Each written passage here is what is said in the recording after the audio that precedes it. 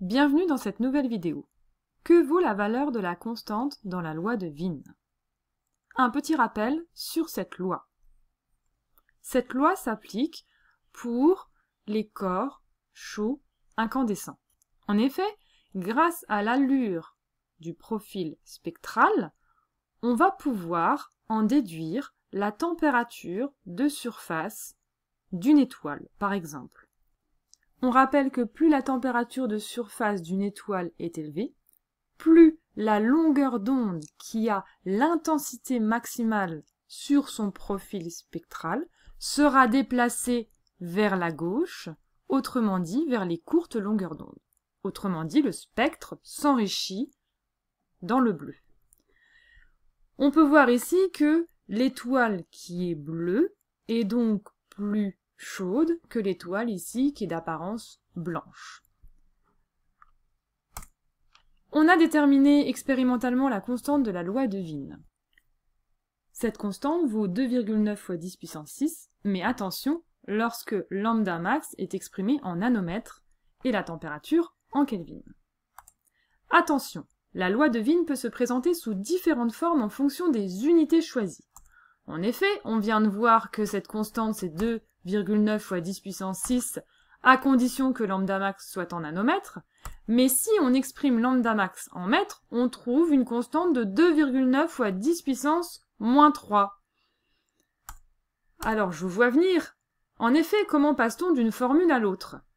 C'est très simple, il suffit d'avoir des notions de conversion entre les unités. On sait que 1 nanomètre est égal à 10 puissance moins 9 mètres. Prenons un exemple. Si on a une longueur d'onde de 500 nanomètres, c'est 500 fois 10 puissance moins 9 mètres.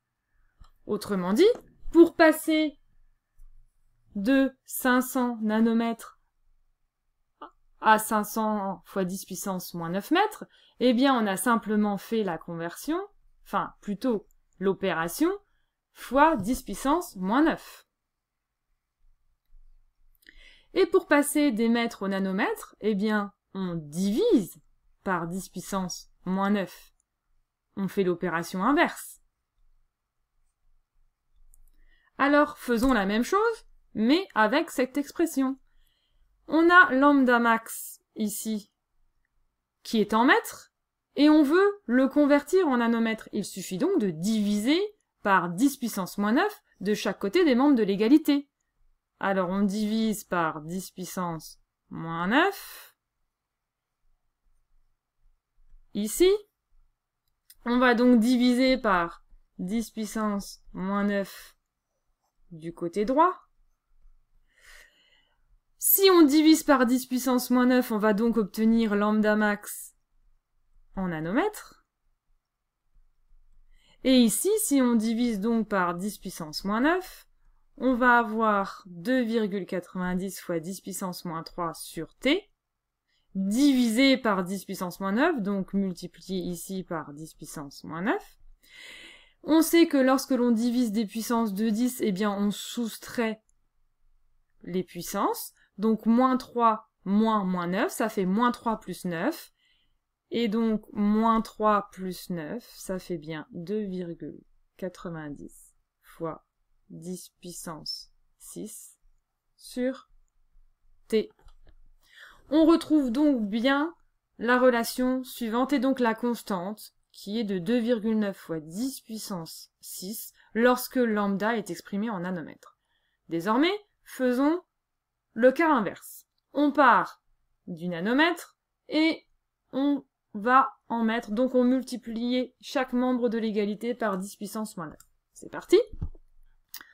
On multiplie par 10 puissance moins 9. On rappelle que ici, lambda est exprimé en nanomètres et que l'on veut la relation lorsque lambda est exprimé en mètres. Alors ici, on va donc maintenant avoir lambda max en mètres. Et par contre, on va avoir 2,90 fois 10 puissance 6 multiplié par 10 puissance moins 9, le tout sur la température en Kelvin.